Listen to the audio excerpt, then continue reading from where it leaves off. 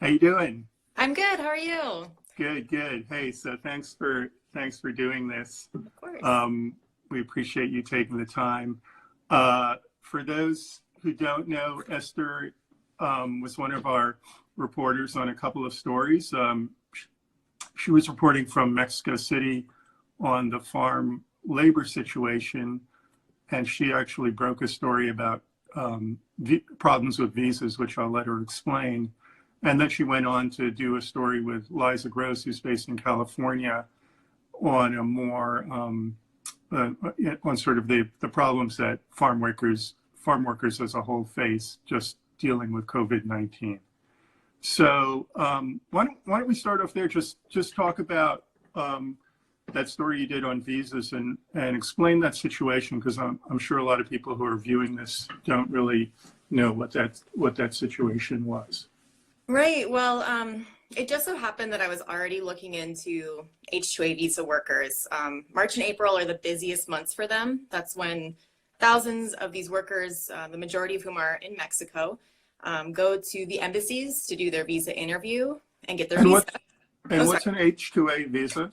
Sorry, an H-2A visa, that's for a temporary agricultural guest worker. So these are folks that are hired on farms across the U.S., and there's about 200,000 that come each year to the U.S. Majority of them come from Mexico. There are workers who come from all over the world, including Central America, Jamaica, even Southeast Asian countries.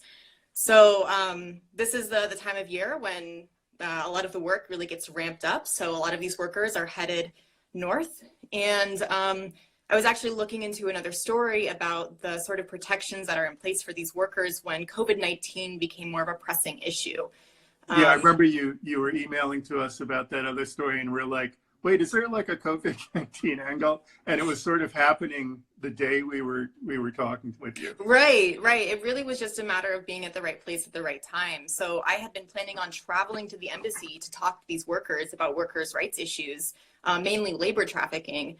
And I got the email from the embassy saying that they're shutting down because of COVID-19. And at the time, Mexico really hadn't come to the same realization as maybe the United States about how serious this really was. And so it kind of seemed unreal, or that, how could they possibly shut down something so essential? But yeah, they said they were closing their doors because of protections for the embassy agents, and they were no longer going to be processing visas. And so it just hit me immediately. This was huge. These are thousands of people who will not be arriving on farms. And even though, there's millions of, or the H-2A workers only make up a fraction of farm workers in the US, they're essential to certain regions. Entire economies or segments of the ag market rely on these workers, namely places like Washington, Florida, and Georgia, which are the top employers of H-2A workers. You have farmers there that without them, they're not going to get any of their products to market. I mean, even just the apple industry in Washington relies heavily on this program. Yeah, and so, and typically at this point, they would be going sort of in person to the embassy. Right. Yeah, and so talk about the process and what's now changed. Well, because of the request for social distancing, those safety measures in place, they have decided that they are going to, well, first they said They being the State Department, or? Sorry, yes, the State Department. So first the State Department says no visas will be processed. And then the next day they actually started contacting folks in the ag industry saying, okay, we're going to prioritize visa processed H-2A visas. Those will still be processed as long as it's a returning worker, because that worker just the year prior has already gone through the interview process. So we can give them a waiver, they can still come. And then that was when they came out publicly a little bit later. And they were getting a lot of, really severe pressure from some major ag associations who were saying, look, without these workers, the U.S. food supply chain is just going to be, it'll be severely jeopardized. So they came out and said returning workers will have a sort of waiver. And then it was just last week that they came out and said, it was on last Thursday that they came out to say, actually, no visas, returning workers and new workers can get their visa interview waived. So this is only going to impact the shutdowns from the pandemic will actually only impact a very small percentage of H-2A visa workers. And I think it really highlights, in this moment of crisis, how quickly everyone realized that these workers were so essential. Even though we're in a very precarious situation that we really haven't confronted before, these guys still they have to get to the United States to work on these farms. Yeah, I remember, I think it was the American Farm Bureau, one of their statements alluded to jeopardizing the U.S. food supply without these workers. I mean, that's what we're talking about, isn't it? I mean, that farm workers are so essential to the food we eat. Right, exactly. I mean, especially this particular program. Farm workers, of course, are across the country are essential to this to our food supply. But given again, the apple industry in Washington, so many workers there rely on the H-2A program because they're no longer seeing those migratory workers come through like they did in the 1980s. The farm worker population has become older. A lot of people are not traveling anymore like they did for the seasons years past. And then you also have a large segment that's undocumented. So maybe they're not going to be traveling anymore because it's dangerous. And then you're not having the same amount of border crossings that you did in years past. And so you're not getting younger people replacing that aging workforce. So H-2A for certain farmers has become their saving grace. It's the only way they're going to get their food to market. And Washington produces it's around 60% of America's apples. So Right. that could really disrupt a whole market. Right, and the most recent stories were that they're actually getting a document from Homeland Security saying they're essential workers. Is that right? That was a great story from Miriam Jordans. She's my hero. And yeah, I feel like this whole pandemic is really highlighting the folks that work in the shadows, the farm workers, the people who work in the factories, processing meat, eggs, these sorts of things, the dairy workers, folks that we rarely have to acknowledge have now become so essential that even at the State Department level, having to give someone who doesn't actually have authority to work in the US a pass that says, I need to get to work today because I'm essential. It's a really interesting time to be a reporter and to be witnessing this. Yeah. And I'm sort of curious. So you had been down in Mexico City, and one, I was just wondering if you could talk a little bit about that and what the situation was down there. And then you recently came back, right? You're in Denver now. And yeah. So I'm sort of curious about the contrast between, say, Mexico City and Denver, or Mexico and the U.S. in terms of Right. dealing with this. It was, it was a strange event of a sort of a sequence of events. So I had moved down to Mexico City and I planned to spend the year there really focusing on the topics of immigration, agriculture, looking at programs like H-2A. And it was just 2 weeks ago, actually, my husband, who continues to live in Colorado, came to visit me. And around that time was really when things started to get more serious. Mexico City in particular, where I was, had at that time really not started to acknowledge the gravity of this situation. So the president, while the US was closing their embassies, he was sort of brushing this off as nothing more than a serious cold. I think they had restricted gatherings of more than 5,000 people. That was as much as they were willing to go at that time. He was continuing to kiss and hug people in public. It was, just complete disregard for, what his Secretary of Health was saying, for what scientists at the leading university were saying about how serious this was going to become. And he's only recently fallen more in line with what this will really mean for Mexico. And so it was at that time my husband came to visit, and that was when the State Department issued an advisory of basically foreigners abroad need to come home or expect to stay in place for an undetermined amount of time. And that just was kind of a contrast to the reality that I had been living in.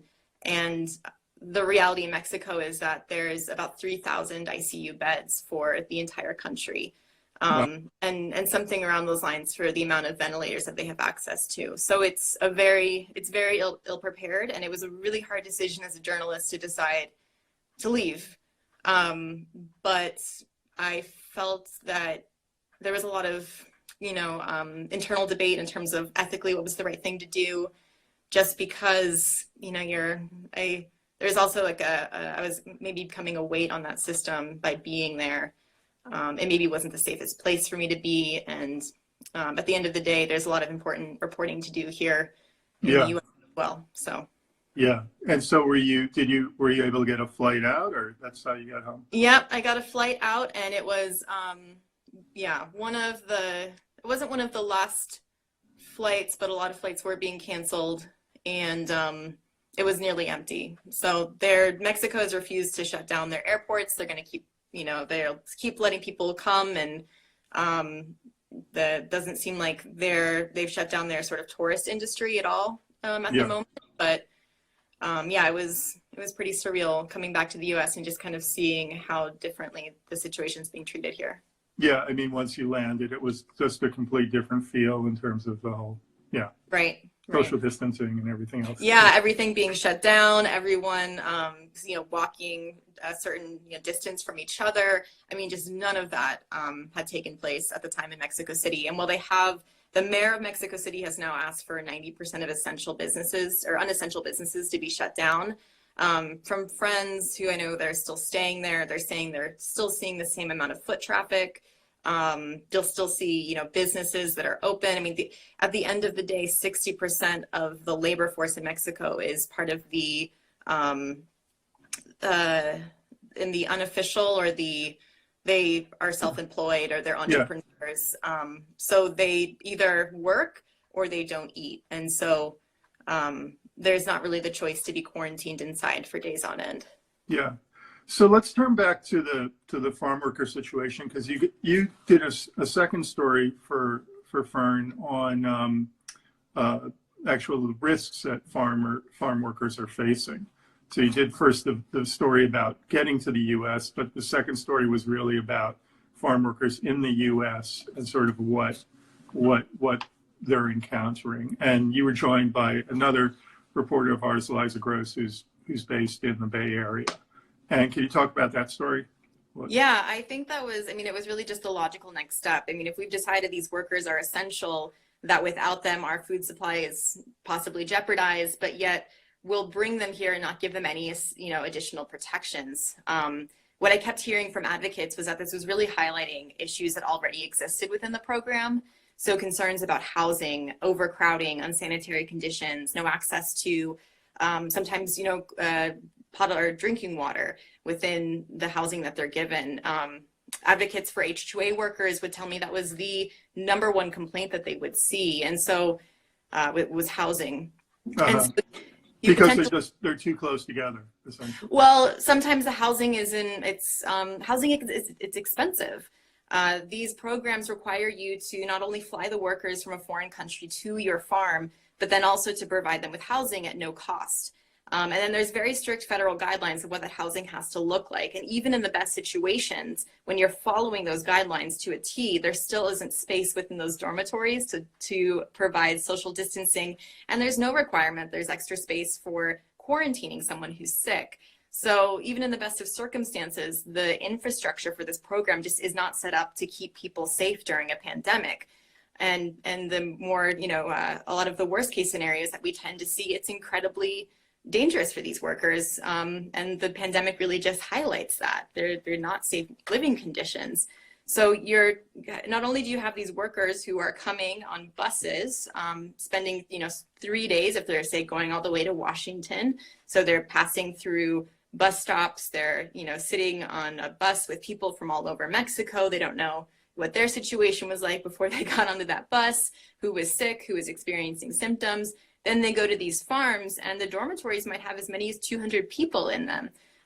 Ironically, the work situation is typically, from what I heard in my reporting, the safest situation. They're outside, they have lots of space, there's fresh air, but then everything else about that situation is putting them at risk. They don't have any guarantee towards healthcare. Many employers don't offer health insurance.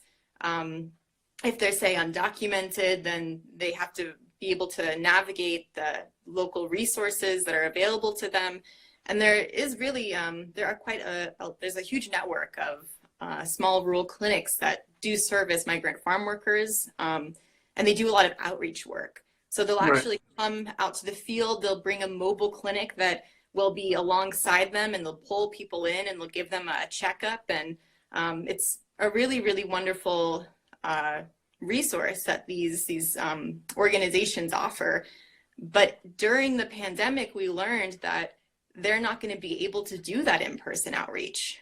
And so these workers, who many of whom might have a language barrier, this may not be, they might be visiting from another country, and then their financial situation might be really complicated to figure out where to go to find healthcare.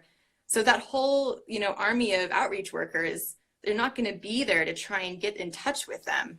It was a really concerning situation to see. I mean, these outreach workers are now going to have to rely on their employers to put them in touch with them, to, say, I have a sick worker, where can I take him? Right. I think, sorry. No, go ahead. Yeah, because one part of the story also said that the Farm Workers Union had been reaching out to farm companies about this whole issue, but there had not been any response. And I know it was hard for you guys to get to actual growers to talk about this issue. So. Yeah. What I heard back from some association leaders was just that they were possibly just so uncertain about what this season was going to look like for them that they weren't ready to go on the record and talk about how they were going to be able to provide these resources. I think it's an uncertain time for a lot of people. Right. And presumably, unless there's an issue with the food supply, they're going to, I would think, unless they're really doing something proactive, it would be unlikely that they would come out and actually talk. Right. Yeah. So, and did you guys, and you were talking to advocates who were directly in touch with farm workers, is that? Yeah, I was talking to a lot of folks that run the clinics around the country, North Carolina, Florida, Washington. I was also in touch with the Coalition for Immokalee Workers in Florida. So that's an organization that works for promoting workers' rights. Yeah, their founder has an op-ed in the Times today that was about this issue, sort of the risks of farm workers, which was very similar to the issues you guys raised in your story. Okay. Yeah, and so great. Well, let me see. I don't know if anyone wants to send a comment with a question. That's possible. Just hit it in the comment section. Now that you're back in Denver, are you kind of regrouping, or are you looking for other issues? Are you continuing to follow this? What's the? Yeah, I before I left, I was working. I was reporting for Harvest Public Media, and I had really focused on labor issues, so looking at migrant farm workers. But I'd also been looking at meatpacking workers. So Colorado, that's one of our largest ag sectors is cattle, and there are several very large meatpacking plants here. So I've actually started just kind of poking around in that area. There's already been some issues with people who, if they get sick and they need to quarantine or take those 2 weeks to, hopefully recuperate, their employers are possibly, threatening their jobs. So yeah, and a couple of I've seen a couple of, at least one and possibly two meat plants have closed because of COVID-19 outbreaks. I think there was one in Pennsylvania. I'd have to check, but I think that's, that had happened. So potentially, and those plants process thousands of animals a day. Right. Yeah. And again, these are the folks that often are not, they're, kind of in the shadows or in the back of, they're not necessarily given that sort of spotlight, or people aren't necessarily considering the conditions they're working in. It's only in these moments when we are truly relying on them to make sure that our food sector continues to run while we are all, staying quarantined and waiting for this trying to get through this, really. Yeah, it's interesting because I'm in Washington, D.C., and right now there's no one, out on the street except for laborers who are working on the roads. And there's a road crew right down the street from my house. And those are the people who seem to be still at it, and without social distancing and Right. everything else that we can afford to do. Right. So, My oh, sorry. go ahead. Yeah. Oh, and I was just gonna say my brother-in-law is a plumber, and he would never it only takes these sorts of circumstances to realize who is truly essential. You know, he is considered an essential worker because if something in your kitchen bursts, you know, you need someone over there to fix it. So I think it's really perhaps giving these folks the attention that they've not the attention, but the acknowledgement that they deserve. So Yeah. Okay, so I think we're going to wrap it up. You could read Esther's stories at thefern.org, and also her latest story was in partnership with HuffPost, so you can read it there as well. And we look forward to getting more work from her. So thank you, Esther, for joining us on our first Instagram Live. thank you for having me. Okay, take care. Thank you, everyone. Bye.